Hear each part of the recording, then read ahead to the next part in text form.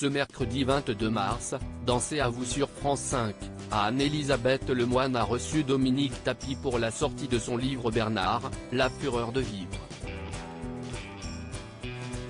Lors de son passage, elle est revenue sur les derniers instants de son mari avant son décès, survenu le 3 octobre 2021. Depuis quelques jours, Dominique Tapie fait la une des médias à la suite de la sortie de son livre Bernard, la fureur de vivre, dans lequel elle raconte sa rencontre avec Bernard Tapie. Elle parle aussi de leur histoire d'amour, elle qui a été son épouse pendant 52 ans, et des dettes colossales auxquelles elle a dû faire face après sa mort, survenue le 3 octobre 2021. Il avait 78 ans et luttait depuis plusieurs années contre un double cancer. Dans son livre, Dominique Tapie reconnaît l'avoir maudit et détesté après sa disparition, comme le lui a rappelé Anne-Elisabeth Lemoine au début de l'entretien. Oui, ça m'est arrivé, ce n'est plus le cas, a-t-elle réagi.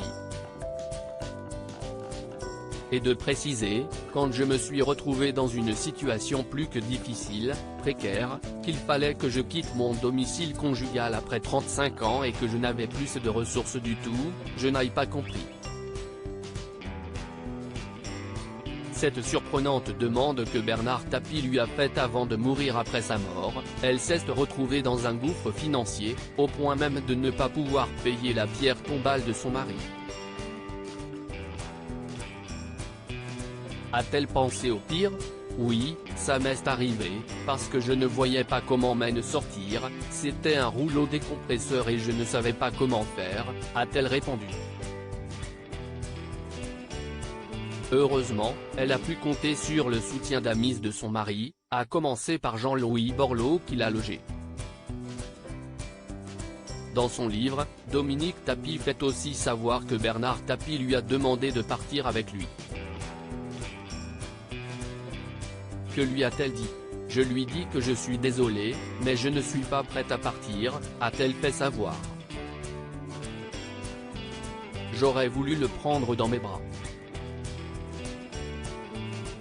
Dans la suite de l'entretien, Dominique Tapie est revenue sur les derniers instants de son mari, elle qui était à ses côtés lorsqu'il est décédé. Je ne l'ai pas quitté du tout. On n'a pas eu une infirmière ou une aide qui ait pu rester à part la dernière nuit parce que le professeur avait sans doute anticipé que, voilà. J'étais dans le déni le plus total. Je lui dis, tu sais, ce n'est pas la peine de me mettre cette infirmière parce que la nuit, depuis 2-3 jours, il ne me réveille plus. J'étais épuisé, a-t-elle raconté. Et de poursuivre, j'étais là oui.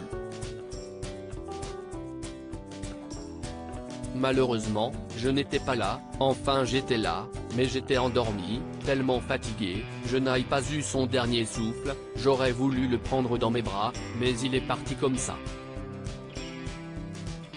À lire aussi J'ai caché son revolver, Dominique Tapie revient sur la sortie de prison de son mari, et confie la crainte d'un suicide qui l'a hanté.